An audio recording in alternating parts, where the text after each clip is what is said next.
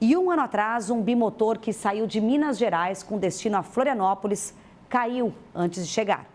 O acidente aconteceu aqui na região, foi entre Itapoá e Garuva, norte do nosso estado, e mobilizou dezenas de equipes de resgate. Depois de 365 dias de muita dor e saudade, o irmão de uma das vítimas falou com exclusividade à NDTV Record. Uma tragédia que mobilizou dezenas de socorristas no norte de Santa Catarina. Há um ano, um bimotor que decolou de Minas Gerais tinha como destino a capital catarinense, Florianópolis. Mas, infelizmente, a viagem não foi concluída. Mas, assim, a gente até hoje, eu e também a gente, aqui da nossa família também, lá do meu irmão, a gente, até hoje, sem acreditar. Alaor é irmão de Antônio Augusto Castro, uma das vítimas do acidente aéreo. Em entrevista exclusiva à NDTV Record, ele revelou que a intensa rotina de compromissos do empresário foi o que motivou a compra do avião de pequeno porte, adquirido um mês antes da tragédia. Uma logística muito complexa, porque ele tinha obras no Nordeste, tinha obras no Sul do país, e assim, era quase todos os dias ele estava deslocando de uma obra para outra. Ele já estava nessa rotina em torno de 2 a 3 anos, com a construtora que ele criou. E por ele estar muito cansado, ele resolveu fazer essa parceria com o sócio dele de Belo Horizonte, com essa aeronave.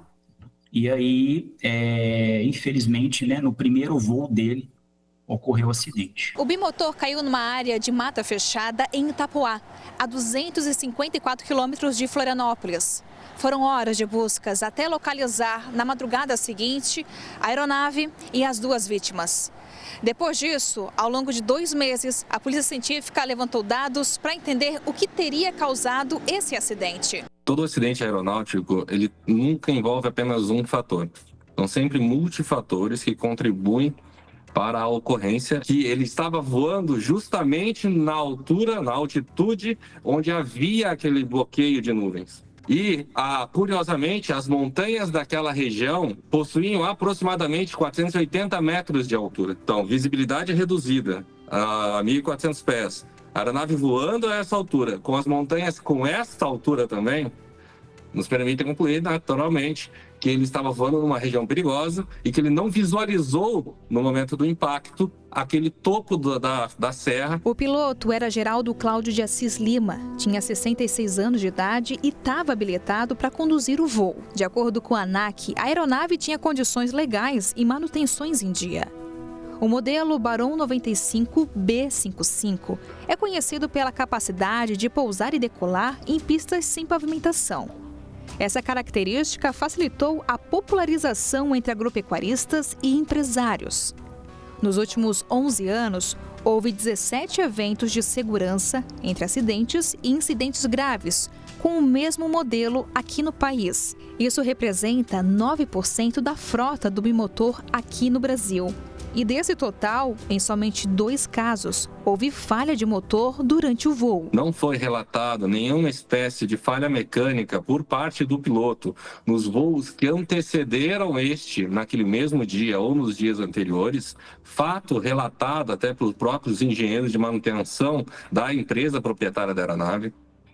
Bem como no voo que não conseguiu ser concluído em direção a Joinville, o piloto, em momento algum, faz relatos aos órgãos de controle informando emergência ou qualquer falha mecânica na aeronave. Augusto, que era o dono da aeronave e estava como passageiro, conseguiu falar com a família enquanto o bimotor enfrentava dificuldades para pousar em solo catarinense. A aeronave estava voando baixo, no dia do acidente em Joinville. Estava muito, muito ruim o tempo, igual você mesma disse. E aí ele conseguia ainda mexer no telefone, mandou uma mensagem para minha cunhada dizendo, mostrando esse otimismo dele, dizendo que vai dar tudo certo. Foi a última mensagem que ele mandou, vai dar tudo certo. E aí foi isso. Aí, logo depois, perderam o contato, O avião perdeu altitude na região do norte do Paraná, próximo à divisa com Santa Catarina. Por volta das 6 horas da tarde, o piloto entrou em contato com o controle aéreo do aeroporto de Joinville. A assessoria afirma que não havia um pouso programado, mas ele foi autorizado. Mesmo assim, o bimotor arremeteu. Os dados meteorológicos nesse cenário, né? A gente pode afirmar que era uma condição adversa naquele momento, que ele já não se encontrava mais sob os radares e que ele deveria manter um contato visual. Foi autorizado a este piloto um voo visual especial, específico da questão das ICAs, dos órgãos de controle, para que ele voasse num voo visual naquela região. E ele deveria manter contato constante com a Rádio Joinville. Durante o mau tempo e a alta nebulosidade, o piloto perdeu contato com a torre de comando por volta das 8h30 da noite. E, de fato, a aeronave não percebeu que havia uma montanha na frente dela, que havia uma serra na frente dela, indo direto contra o impacto, contra a serra, né?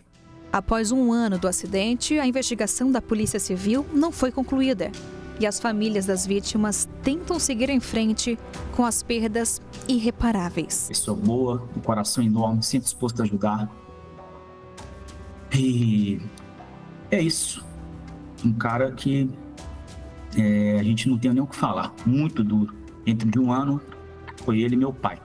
Então, é orar muito pra gente seguir, né, firmes e seguir nossa vida as bênçãos divinas, com as bênçãos de Deus, que realmente não é fácil, né? Um corte, né, tão brutal, tão repentino ao irmão, né, que relatou um ano depois ainda o quanto o coração aperta e sente, porque você estava na sua casa e de repente recebe uma mensagem que, olha, aconteceu um acidente aéreo com seu irmão e infelizmente ele não resistiu. A nossa equipe na época, um ano exatamente, né, a gente está falando desse um ano atrás, esteve, essas imagens que vocês acompanharam e viram na reportagem, são imagens em que a nossa equipe na época, junto com as equipes de resgate, em primeira mão, exclusivo, trouxe num intenso trabalho, em primeiro lugar, pela vida, né, dos dois, empresário e piloto. Mas, infelizmente, a tragédia que ceifou a vida dos dois.